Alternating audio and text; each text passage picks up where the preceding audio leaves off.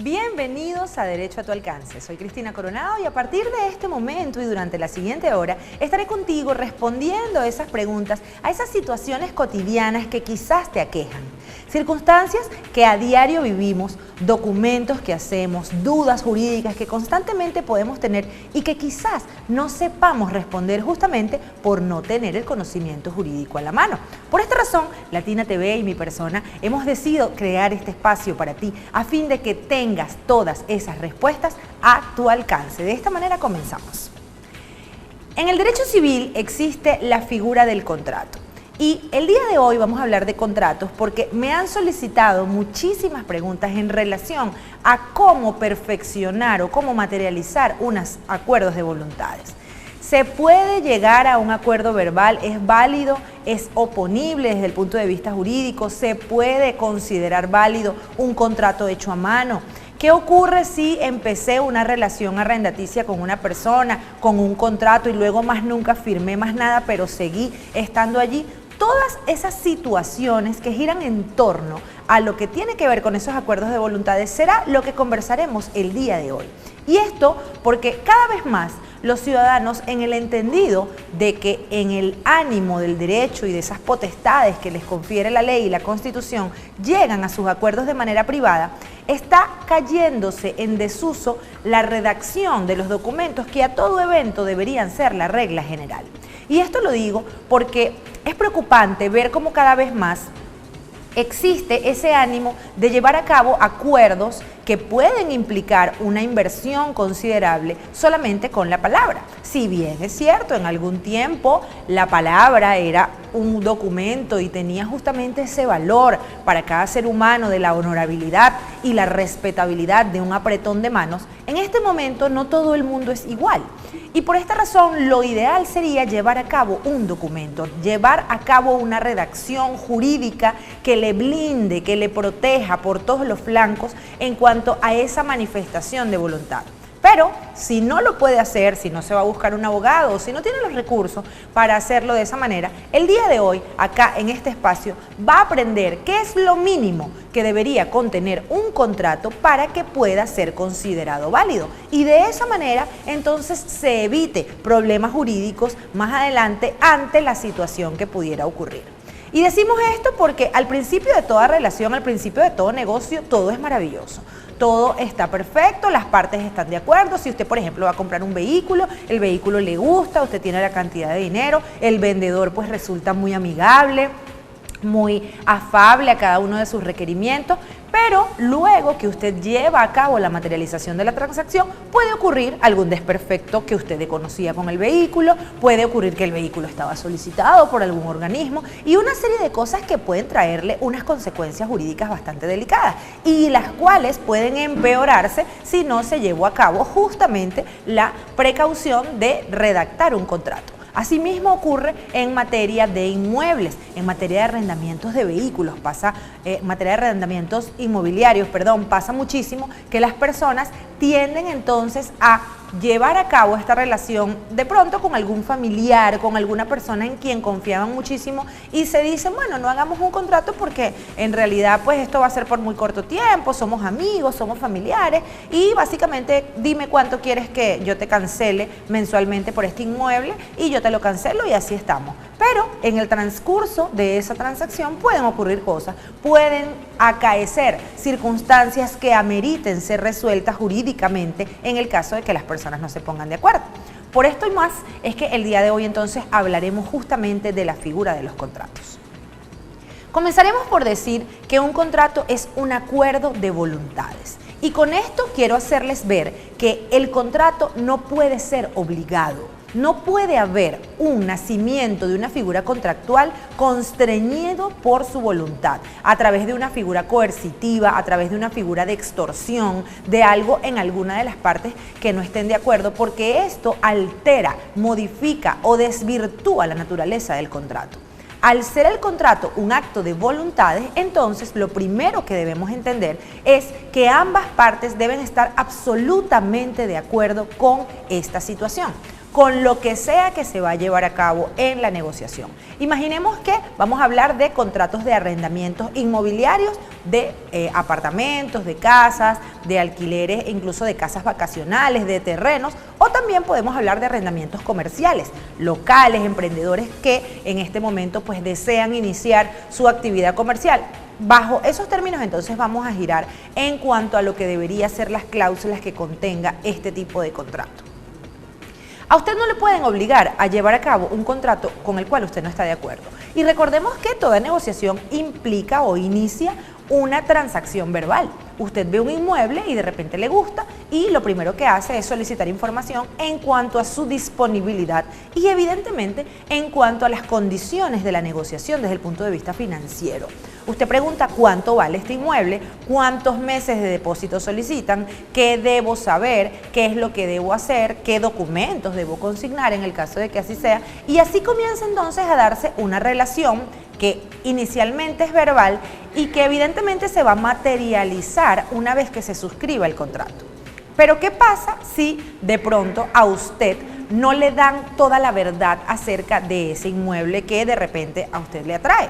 Entonces allí estaríamos hablando de que hay un vicio en el consentimiento porque usted está siendo engañado.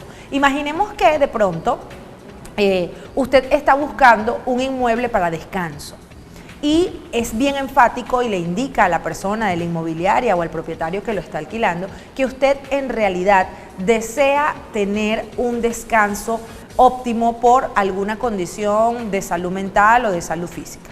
Esta persona le indica, no se preocupe, sí, acá es completamente tranquilo esto es una zona que evidentemente no genera ningún tipo de ruido, ningún tipo de problema, y usted suscribe entonces el contrato, usted dice, bueno, deme entonces las llaves, aquí está el dinero, no pasa nada, vamos entonces a descansar en este placentero lugar, y resulta que a la primera noche usted se da cuenta que tiene al lado, no sé, digamos una academia de baile, por ejemplo.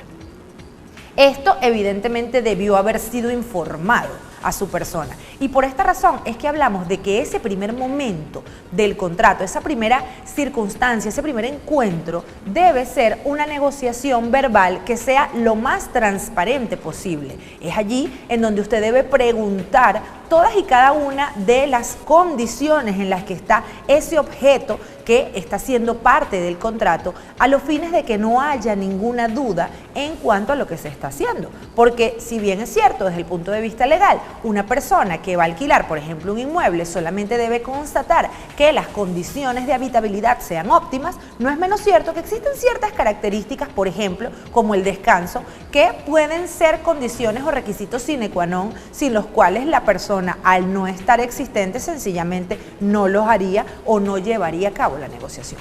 Por esto, entonces, partimos del primer punto y es que la negociación debe ser un acto volitivo, un acto voluntario en donde ambas partes, sin constreñir ni ocultar nada, entregan la información a la otra persona. También ocurre en el supuesto de las personas que son los que están arrendando, es decir, ese arrendatario. Esa persona que de pronto está buscando un inmueble y el arrendador le dice, mire, yo tengo ciertas especificaciones o ciertas condiciones para el individuo al cual le voy a alquilar este inmueble, y la persona entonces le dice, bueno, sí, ¿qué es lo que usted está buscando? Y entonces justamente una de las características puede ser esa, el que la persona no haga ningún tipo de ruido molesto ni ningún tipo de condiciones que puedan afectar a los vecinos, porque de pronto el área es un área de personas quizás adultos mayores o con ciertas características que requieran justamente que haya sosiego. Y resulta que es usted el del escándalo, que de pronto usted quizás, no sé, por alguna religión o por alguna práctica artística haga constantemente ruidos durante un tiempo considerable que haga evidentemente que la habitabilidad entonces no sea viable. Esto también es necesario conocer a nivel contractual al momento de llevar a cabo justamente todas estas negociaciones. Y fíjense que esto escapa justamente de las condiciones del inmueble. Aquí no estamos hablando de que el inmueble esté en perfecto estado o de que el canon haya sido el correcto y sea el justo, no, estamos hablando de características que van más allá de la negociación y que tienen que ver con la personalidad o con los hábitos de vida de un individuo y que evidentemente entonces tienen que ver muchísimo con las condiciones de negociación. Esto esto es lo más importante a los fines de poder hablar de que la voluntad está dada de una manera perfecta, puesto que de ser contrario, entonces no se habría dado esta negociación. No te vayas porque al regreso vamos a empezar entonces a decantar cada uno de esos aspectos que debe tener todo contrato en nuestro país para que se considere lícito. Ya volvemos.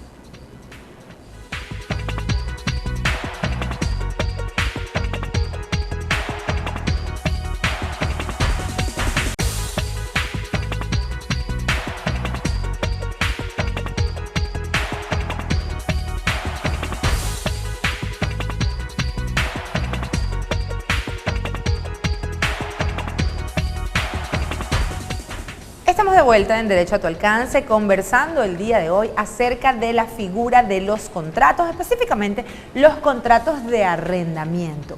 ¿Qué debe tener un contrato de arrendamiento para que pueda ser considerado válido?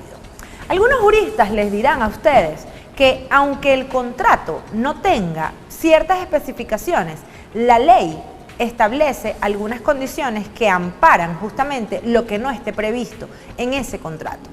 Y debo decirles que eso en cierta forma es verdad, pero es inútil. ¿Y por qué? Porque si usted no establece las condiciones específicas de un contrato, el que la ley establezca condiciones de legalidad le dará a usted la potestad de reclamar por vía jurisdiccional, pero nadie quiere ir a un reclamo jurisdiccional, nadie quiere ir a un juicio, nadie quiere estar peleando en un tribunal a menos que sea absolutamente necesario. Entonces, por esta razón es que yo siempre le digo a mis clientes que el contrato va a tener toda la estructura necesaria para que esa transacción no cojee por ningún lado. Imagínese que usted está construyendo una mesa en la cual usted se va a sentar. Esa mesa debe tener todas sus partes correctas, debe tener suficiente firmeza como para que no se caiga y debe darle protección a usted para tener la seguridad de ser utilizada. Así debe ser la figura contractual.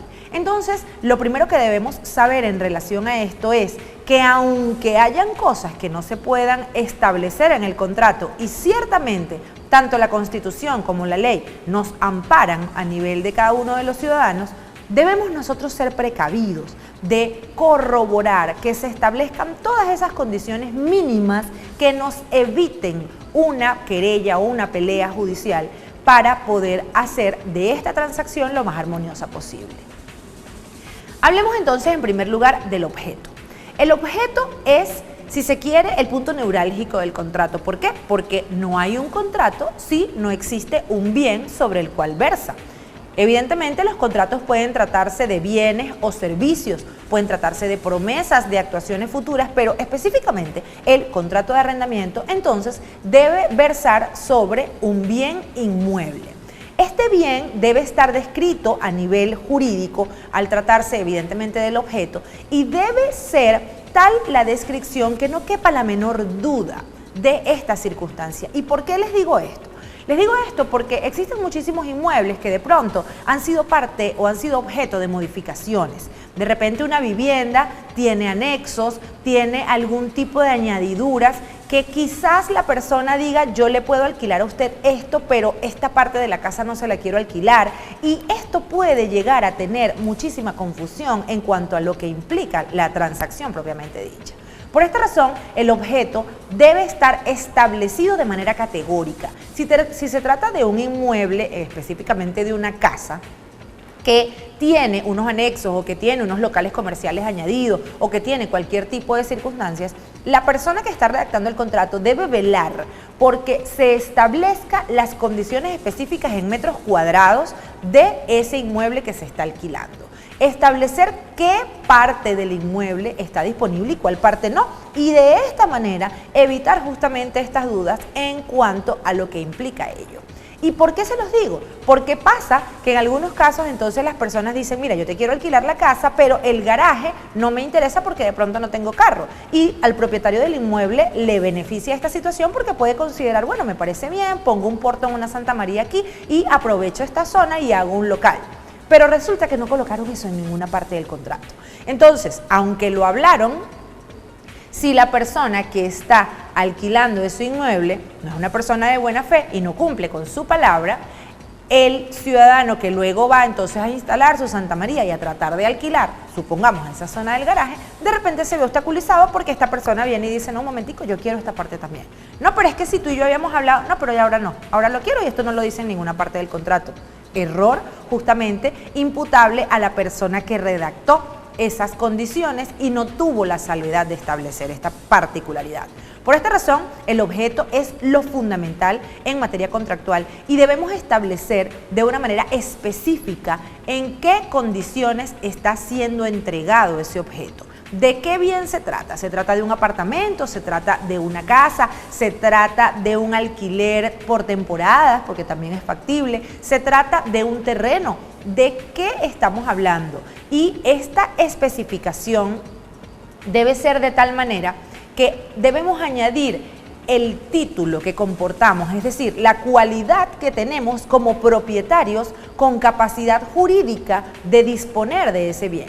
Y fíjense que en muchos casos he visto algunos contratos que no lo tienen, es decir, colocan, bueno, se trata de un apartamento ubicado en tal urbanización de tantos metros cuadrados y asignado con el número tal, y no colocan que le pertenece al arrendador según documento debidamente inserto por ante el registro inmobiliario y protocolizado mediante el número tal o mediante carta poder, mediante instrumento poder notariado, mediante el cual se le faculta para la disposición de ese inmueble. Y esto es muy importante porque usted no sabe si después que usted llevó a cabo esa negociación aparece una tercera persona diciendo, un momentico, yo soy el dueño de esto. ¿Y usted por qué está aquí en calidad de que no, pero es que a mí me lo alquiló fulanito y fulanito no es dueño de esto? Resulta que yo le di la llave para que me lo cuidara, para que me lo limpiara mientras yo estaba fuera del país y ahora que llegué, esta persona usted agarró, hizo un contrato y eso, hágame el favor y se sale de aquí. Imagínese ese problema, ¿no? Y son cosas que pueden pasar, porque a veces las personas entonces tienen una extremo confianza de no solicitar que se establezca justamente en el contrato esta cualidad, esta legitimidad de disposición del bien y tampoco piden un documento o una copia del documento mediante el cual se constata que efectivamente la persona es propietaria, porque esa es otra cosa. Bien lo dice el dicho, el papel aguanta todo. Yo puedo colocar en un documento que soy dueña, no sé, de la Casa Blanca en los Estados Unidos, pero eso me garantiza justamente ese título, me lo comporta, da la legitimidad de esto. Pues evidentemente esto debe ser confrontado o corroborado por lo menos con la copia de un documento en donde las partes, actuando de buena fe, dan por válido ese documento y consideran que usted sí tiene la capacidad de alquilar ese inmueble. Ocurre muchísimo a nivel de arrendamientos inmobiliarios a través de terceros o de todo lo que son los outsourcings, en este caso de agencias inmobiliarias. Deberían las agencias inmobiliarias velar a través de sus abogados que esos inmuebles evidentemente cumplan con estas condiciones. Y usted, al estar contratando los servicios de una inmobiliaria, debería también entonces sentir la seguridad de que ya ellos hicieron ese trabajo por usted. Sin embargo, yo siempre le oriento a las personas a que pidan la documentación, revísenla. Usted no tiene que ser abogado para hacerlo, solamente tiene que verificar que los nombres de las personas aparezcan por algún lado.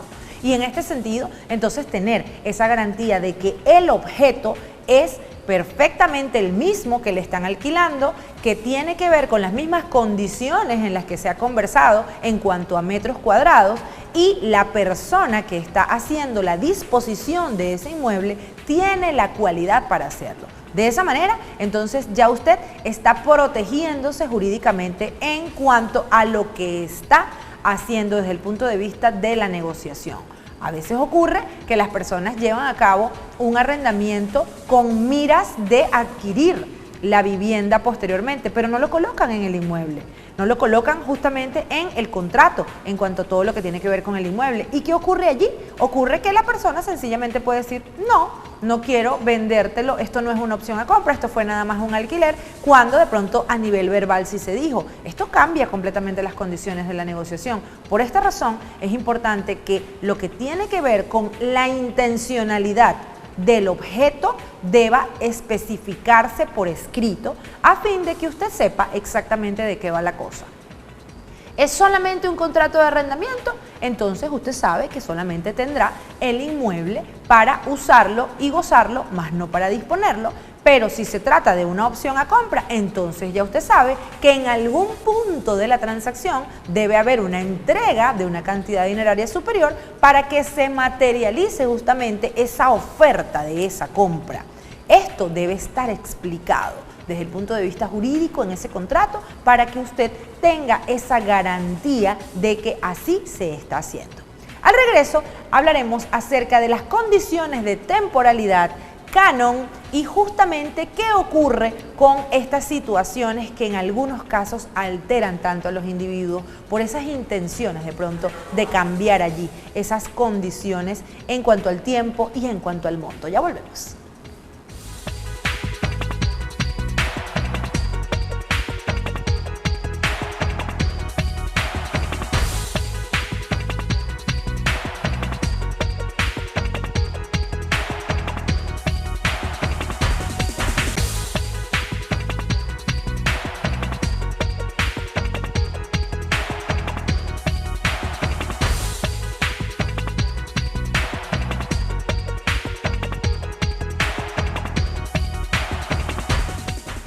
Estamos de vuelta en Derecho a tu Alcance, conversando el día de hoy acerca de todo lo que tiene que ver con los contratos de arrendamiento. Arrendamientos de inmuebles, arrendamientos inmobiliarios o arrendamientos comerciales también podrían entrar acá. Algunas cosas se caracterizan de manera similar, sin embargo, estableceremos algunas diferencias más adelante.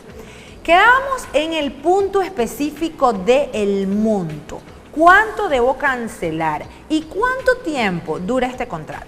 Las condiciones específicamente de cláusulas relacionadas con el canon y las condiciones de durabilidad del contrato pueden ser uno de los mayores problemas en esta materia.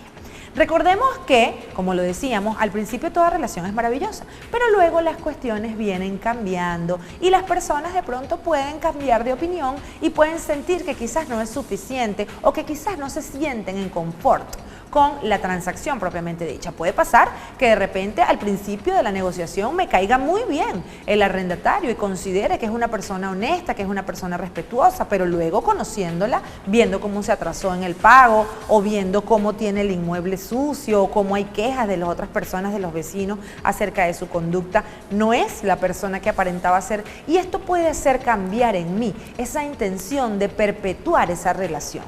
Asimismo, puede ocurrir que de pronto haya tal fluctuación a nivel económico en un país que lo que se estableció por concepto de monto de canon no era suficiente o resulta que cambia de una forma en la cual ya no es algo que desde el punto de vista financiero sea atractivo y la persona entonces dice, oye, ¿qué hago aquí con esto? ¿Cómo hago este cambio del canon? ¿Se puede hacer de una manera arbitraria un cambio del canon de arrendamiento?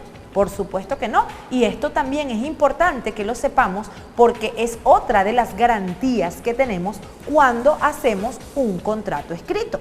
Si yo le digo a usted, vamos a hacer un contrato verbal, eso también vale, tu palabra vale, la mía vale, ¿qué cuento de abogado ni qué cuento de nada? Te voy a alquilar este inmueble por $100 mensuales. Ok, el inmueble tiene una duración de un año, este contrato, y durante ese año tú me vas a pagar mis $100. Perfecto, me parece muy bien. Yo entrego, entonces supongamos que no hay ningún tipo de exigencia de depósito, lo cual no ocurre mucho en la realidad, pero supongamos que es así. Y entrego mis primeros $100 y me dan mi llave. Al cabo de 5 meses, la persona de repente me dice, mire Cristina, ¿sabes qué? Ahora quiero $150. Y yo puedo invocar de que habíamos hablado que durante el primer año eran $100 lo que se iba a establecer. La persona puede decir tu palabra contra la mía y ahí se rompe la relación y tenemos que irnos a un tribunal para que un juez dirima esa situación. ¿Cómo pruebo yo, cómo demuestro que lo que esa persona me dijo fue diferente? Eso ya formará parte de un juicio oral y público.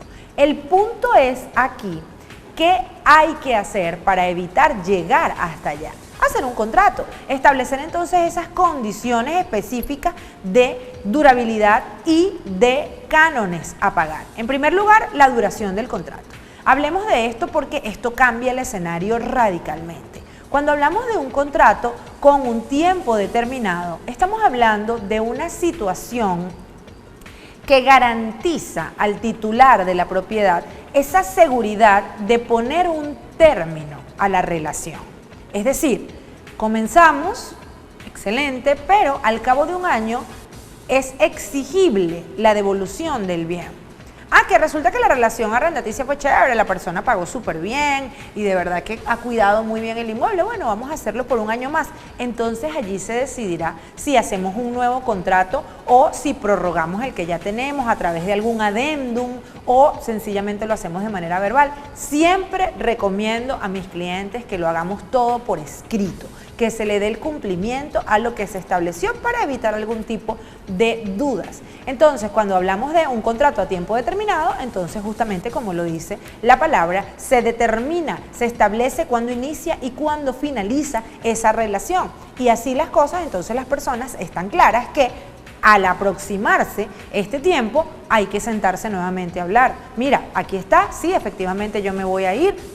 Perfectamente, entonces tú puedes ubicar otro inquilino o por el contrario, si decides regresar tú a tu casa, debes saber entonces que en tanto tiempo me voy a ir. O de plano, si decimos, oye, quiero continuar esto, la otra persona está de acuerdo.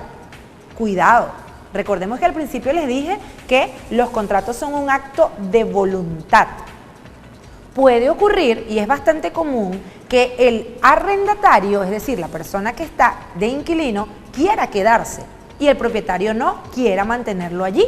Es ilegal que la persona lo saque, para nada. Si se estableció un contrato con una determinación de un tiempo específico y se aproxima el cumplimiento de ese tiempo, entonces la persona sencillamente lo que debe hacer es exigir el cumplimiento de ese tiempo que se había establecido. Y por esta razón, aunque la otra persona sienta rabia, frustración, tristeza o cualquier tipo de emoción que vaya justamente como reacción a la negativa de la persona que tiene la titularidad del derecho de propiedad, eso es lo que establece la ley. Y es uno de los riesgos que generalmente se asumen al momento de decidir alquilar un inmueble. Y es importante que sepamos esto porque en muchos casos las personas creen que el contrato de arrendamiento, que es por 6 meses o es por un año, es una mera formalidad y en realidad va a continuar por 2, 3 o 5 años. Y debo decirles que en la mayoría de los casos las personas se cuidan de prolongar los contratos de arrendamiento por más de ese tiempo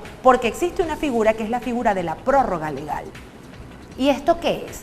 La ley establece entonces a las personas que se encuentran alquiladas en un inmueble que al transcurrir determinada cantidad de tiempo sin que la persona haya incumplido ninguna de las condiciones contractuales, le nace un derecho de prórroga legal. Y para que se hagan una idea, si usted tiene un contrato de un año, usted tiene derecho a una prórroga legal de 6 meses y así sucesivamente según más tiempo tenga en el arrendamiento.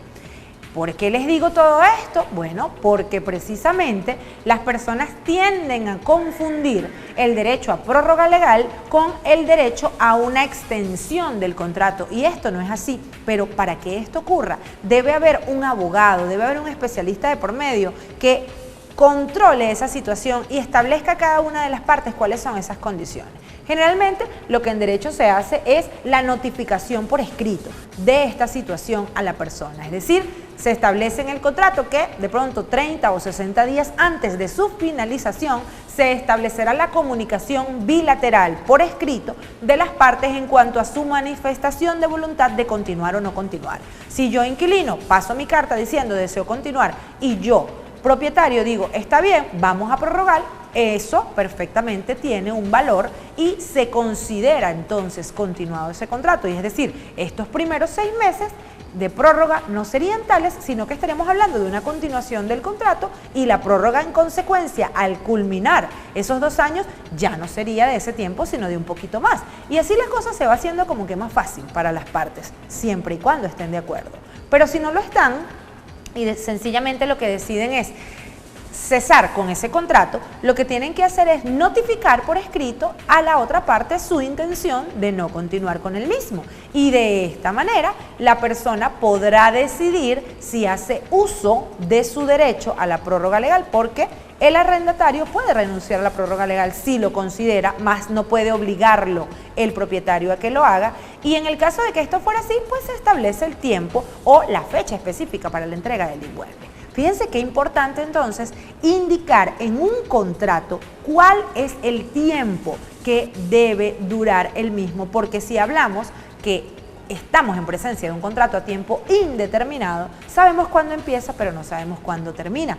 Y esto nos puede traer muchísimos problemas, porque al momento de la ejecutabilidad, al momento de solicitar que ya culmine, puede ser al mes de iniciado o puede ser a los 10 años. Y esto va a generar sin duda algún tipo de tensión para alguna de las dos partes. Y les debo decir que en la experiencia que tengo, los contratos a tiempo indeterminado son los que terminan en litigios en el tribunal. Por esta razón, mi consejo para ustedes es que los contratos tengan todos un tiempo determinado.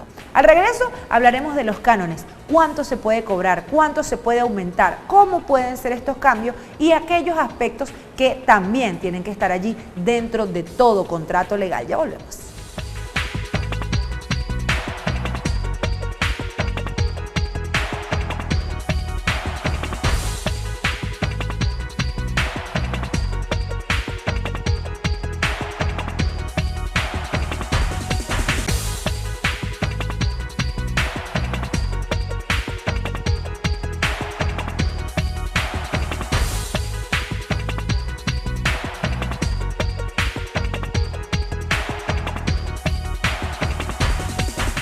Regresamos a Derecho a tu Alcance, conversando el día de hoy acerca de los contratos de arrendamiento, arrendamientos inmobiliarios, arrendamientos comerciales, qué colocar, qué no colocar, hacerlos por escrito, hacerlos verbales, podemos hacerlos a mano, deberíamos hacerlos en una notaría a través de un abogado, se pueden hacer entre las partes. Tantas preguntas que pueden surgir ante esta situación y que es necesario conocer para no incurrir en errores que luego nos puedan costar caros.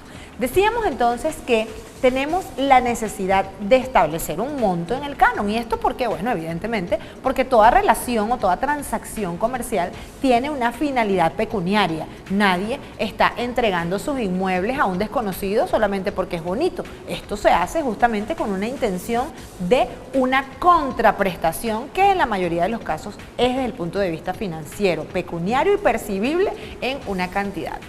¿Cómo establecemos ese canon? ¿Puede cualquier persona indicar que su casa de pronto vale 10 veces más de lo que valen las casas del mercado? La respuesta es no. Existe justamente una factibilidad de regular alquileres que, si bien es cierto, establece una condición de obligatoriedad para el propietario, no es menos cierto que no lo obliga a decidir alquilar. Y les explico. Si, por ejemplo, yo tengo un inmueble en determinada zona de la ciudad y considero que ese inmueble tiene un valor de $500 mensuales para el alquiler, yo lo pongo al mercado en eso. Si aparece una persona que está dispuesta a pagarlo, genial por mí.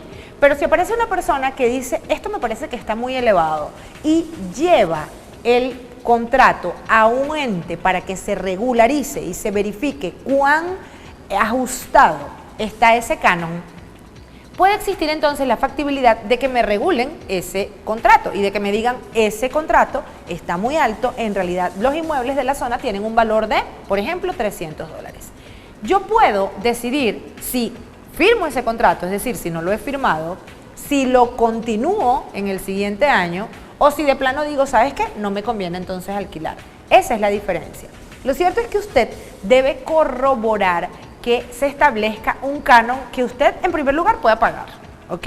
Porque desde el punto de vista de lo que son las obligaciones, la honestidad es una de las circunstancias más necesarias para que esto pueda fluir. En segundo lugar, establecer cuáles van a ser las condiciones de pago. ¿Por qué? Porque si bien es cierto, en un momento se establecía que solo podían indicarse contratos a nivel de pagos en bolívares, ahora ya se establece la posibilidad de que se establezcan en divisas. Pero usted tiene que tener claro que la manera en la cual establezca las condiciones de pago debe ser cumplida. ¿Y por qué lo digo? Porque generalmente se establece el costo del canon tiene una cantidad de tantos bolívares, por citar el ejemplo de que lo hagan en bolívares. Y la persona entonces de repente desea hacer el pago en divisas, ok, pero cuando lo hacemos a divisas entonces tenemos que calcularlo a la tasa del Banco Central. No puede entonces pretender la otra persona el famoso paralelo o el nuevo paralelo que hay, que no es ni la tasa del BCB sino la otra y es un punto medio. Esto es completamente ilegal. Entonces es importante que ustedes tengan en cuenta que si se establece esa condición debe respetarse la tasa del Banco Central de Venezuela. Y esto es importante hablarlo desde el principio porque en muchos casos, entonces, como decíamos al principio del programa, todo comienza bien, pero luego, más adelante en la relación, se va friccionando, se van haciendo tensiones y la persona no está de acuerdo con la manera en la que usted le está pagando. ¿Cuándo se debe pagar? ¿Se paga a mes vencido o se paga a mes adelantado? Eso depende de la voluntad de ustedes. ¿Cómo han llegado a ese acuerdo? Hay personas incluso que establecen los días 15 como día de pago. ¿Por qué? Bueno, porque por circunstancias propias de su actividad comercial es a mitad de mes que pueden tener la disponibilidad, y si la otra persona está de acuerdo, eso es válido. Lo que sí es importante establecer es un lapso para calcular la morosidad. Generalmente en los contratos se establecen los primeros 5 días de cada mes, pero si usted lo hace entonces a mes vencido, usted puede establecer a partir del día 25 hasta el día 30 de cada mes, en el caso de los meses que lo tienen, y de esa manera usted estar tranquilo que va a tener un lapso, que va a tener una fecha. ¿Podemos cambiar el monto? ¿Podemos cambiar el canon? Sí, siempre y cuando establezcamos de manera categórica en nuestro contrato que esto va a ocurrir. Por ejemplo, hacer un contrato por 1 o 2 años puede ser algo bastante útil para las personas por aquello de que solo contratan un abogado una vez, de que solamente pagan los aranceles en la notaría por una vez, pero ¿qué pasa con el tema del canon de arrendamiento? Se puede establecer en un contrato que se hace por 2 años, por ejemplo, que al cabo de 6 meses se va a revisar el canon. Sí, si las personas están de acuerdo, perfectamente se puede hacer. Lo que deben estar de acuerdo con posterioridad es con ese canon que han establecido nuevo. Y allí es donde puede empezar entonces el problemita en el caso de que la otra persona no esté de acuerdo. Pero de que es válido llevarlo a cabo de esa manera, sí. ¿Se pueden establecer fluctuaciones exorbitantes en cuanto al monto? No. Establece justamente la ley que hay un porcentaje que no debería exceder del 10% anual en cuanto a esos aumentos. Ha ocurrido que hay personas que aumentan más de esto y si la otra persona está de acuerdo no hay problema. ¿Por qué? Porque también hay que ser de pronto conscientes en cuanto al verdadero costo de las cosas, y si se siente que al cabo de un año la inflación no es del 10% sino del 35%, por citar un ejemplo, entonces sería como que válido que la persona establezca ese monto, pero la otra persona debe estar de acuerdo. Y esto nos muestra cómo todo lo que gira en torno a un contrato debe ser un acto armónico. Igualmente debo hablarles acerca de las condiciones que hacen que el contrato se rescinda. ¿En qué circunstancias ya el contrato no va a tener validez? Eso hay que establecerlo. ¿Qué cosas podría hacer usted que lo hagan correr el riesgo de que sea este contrato ya solicitado como nulo o que ya no pueda ser continuado? Eso debe estar establecido, y de allí la importancia de que se establezca por manera escrita, porque de repente por manera verbal yo pude no haber entendido lo que usted me quiso decir o sencillamente no me lo dijo como usted creía, y no es mejor hacerlo a nivel escrito porque de esa forma entonces usted va a tener esa garantía. ¿Qué podemos hacer en cuanto a esas condiciones? Eso también tiene que ser negociado. ¿Qué circunstancias harían que yo perdiera el inmueble? Si de repente usted me coloca entre una de las condiciones la práctica de alguna religión que vaya en contra de la mía y resulta que usted profesa una completamente diferente a la mía, esto puede tener unas consecuencias severas y por eso hay que hablarlo, pero generalmente las condiciones propias que hacen que un contrato se rescinda tienen que ver con el mal uso del inmueble, con las circunstancias que afectan justamente la habitabilidad, el confort, la tranquilidad de las otras personas. Faltas de pago, por supuesto, hacen que haya esa sensación allí de que la persona no está cumpliendo con todo esto. Y todos aquellos aspectos que tienen que ver con la no participación al propietario de algunas modificaciones o de cambios que se hagan en la estructura del inmueble y que no tienen que ver justamente con los aspectos decorativos. De este mismo modo, se debe establecer también las condiciones de prohibiciones de subarrendamiento. Por allí hay muchas personas que son habilidosas y que sencillamente pueden alquilar de pronto una casa de 5 o 6 habitaciones y decir, bueno, de ahora en adelante yo me voy de pronto, no sé, a una universidad o a un lugar a establecer una oferta allí de que tengo habitaciones en alquiler y cancelo entonces no solo el costo de mi arrendamiento, sino que también saco una ganancia.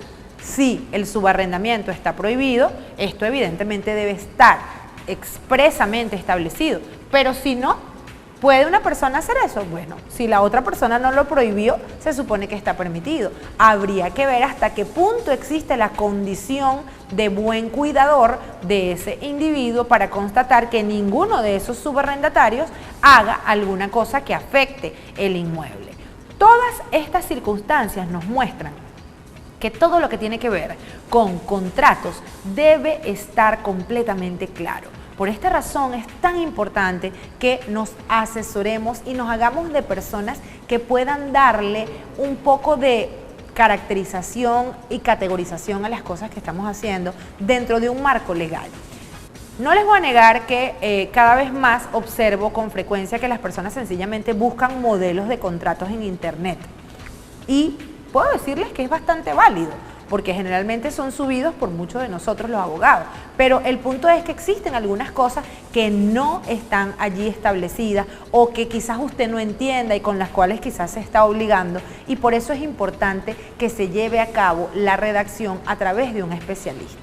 En cuanto a las formas y los términos, debo decirles rápidamente que si usted quiere hacer un contrato a mano y tiene la letra lo suficientemente clara, puede hacerlo a nivel privado y esto tiene plena validez. Generalmente se hace a través de un sistema computarizado que se imprime, que no haya mayor duda en cuanto a lo que exactamente se quiere decir, y si lo llevamos a una notaría muchísimo mejor. ¿Por qué? Porque le estamos dando fe pública ante un funcionario que dice, es verdad, estas personas vinieron aquí libres de coacción a establecer esta voluntad.